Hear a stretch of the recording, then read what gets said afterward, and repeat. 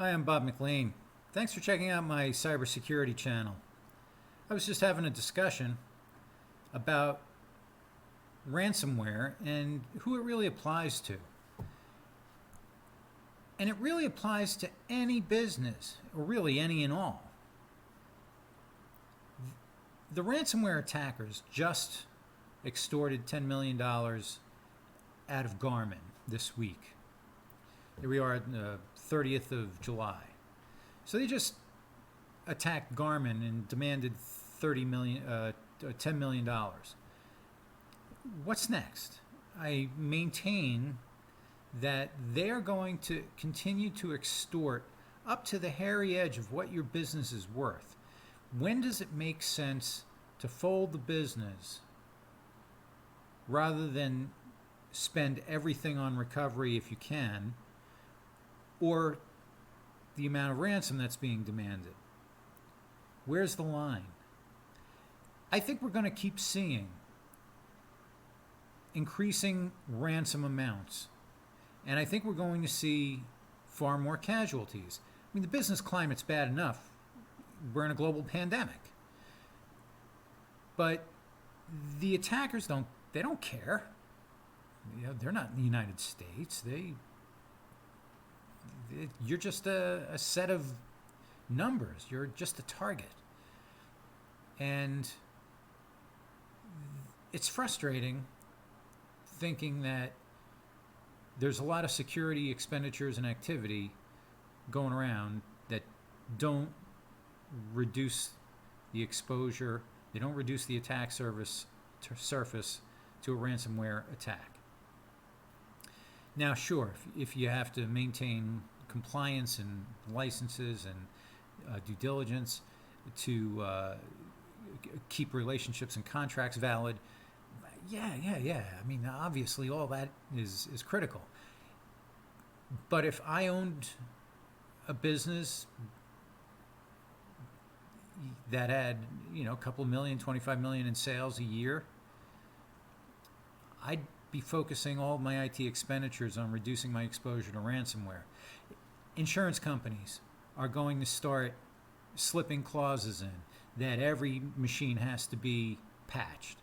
Or, there was one example that I saw in a conversation on LinkedIn where the clause says you'd be reimbursed with like 90% for any amount of money illegally withdrawn from an account. Now, in ransomware, you're voluntarily withdrawing the money to pay the ransom. So it's not like a third party has gotten their hand in the till and pulled the cash out. But the insurance industry is, they make their money by getting revenues and paying out less in claims. But the claims are going to keep rising. And I don't think the insurance industry is going to keep up.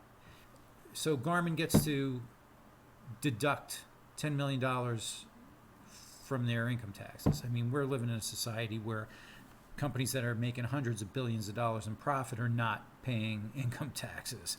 So, yay. But that can't persist forever. It's unsustainable. And then we have our tax, that's just our tax dollars feeding the criminals that are ripping us off. Where's the logic in that? So I'm a little on edge about it. I feel for everyone who's had to be on the recovery side of a ransomware attack. It's got to be hell. So, props to everyone that's working really hard to restore things. But in terms of, and I'm talking straight to the management of the medium-sized, small, medium-sized businesses that have a lot to lose, that have 20, 30, 40 employees. Yeah, everything's got to... The ransomware industry is going to continue to attract criminals because they keep getting away with it. right now in this global climate, is a $10 million ransom on the, is that really on the radar for the CIA to go, investigating through the cryptocurrency market to find the attackers? I don't hold a lot of confidence in that. So the ransomware business is just going to keep chipping away, finding what they can get. So I would encourage you to do everything in your power to reduce your vulnerabilities and exposures and mitigate the risk in your environment so that you don't wind up as another story about a ransomware victim. That's just what's on the top of my mind. Thanks for checking out my videos. Feedback. I would actually appreciate the feedback, whether you agree or disagree. We could have a lively discussion. Take care.